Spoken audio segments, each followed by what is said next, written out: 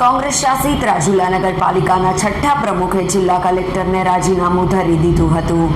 પાલિકાને હવે 7મા નવા પ્રમુખ મળશે. કોંગ્રેસ શાસિત રાજુલા નગરપાલિકાના છઠ્ઠા પ્રમુખ છત્રજીત ધાખડાએ જિલ્લા કલેક્ટરને રાજીનામું ધરી દીધું હતું.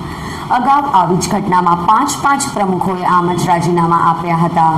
કોઈ પ્રમુખ લાંબો સમય કોંગ્રેસ શાસિત રાજુલા નગરપાલિકામાં પ્રમુખે રાજીનામું ધરી દેતા રાજકારણમાં ફરી ગરમાવો આવ્યો છે. પારિવારિક કામના લીધે પ્રમુખ તરીકેનો સમય આપી શકતો ન હોવાથી પ્રમુખ પદ છોડવા માંગુ છું તેમ જણાવી પાલિકા પ્રમુખે કલેક્ટર સમક્ષ રાજીનામું ધરી દીધું હતું, જેને લઈ આગામી દિવસોમાં ફરી નવા પ્રમુખ રાજુલાને મળી શકે છે. રાજુલા નગરપાલિકાની ચૂંટણી સમયે ભાજપના 1 સદસ્ય અને 27 જેટલા કોંગ્રેસના સદસ્યો વિજેતા બનતા પાલિકામાં કોંગ્રેસનું શાસન બન્યું હતું.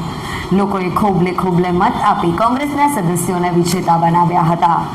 ત્યારબાદ પ્રથમ પાલિકા પ્રમુખ તરીકે મીનાબેન પ્રવીણભાઈ વાઘેલાની વરણી કરવામાં આવી હતી, જે બાદ 4 વર્ષના શાસનમાં 6 વખત પ્રમુખ બદલાયા છે.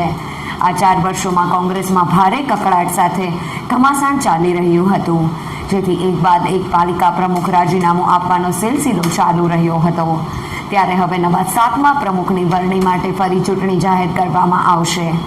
રાજુલા નગરપાલિકાના પ્રમુખ છત્રજીત ધાખડાએ અંગત કારણો અને પારિવારિક કામોના કારણે રાજીનામું આપી દીધું છે. ત્યારે હવે સૂત્રો તરફથી મળતી વિગતો પ્રમાણે રમેશ કાતરિયા હવે નવા પ્રમુખ બની શકે છે. આવતા દિવસોમાં પ્રમુખ તરીકેની ચૂંટણીની તારીખ તંત્ર દ્વારા જાહેર કરવામાં આવશે.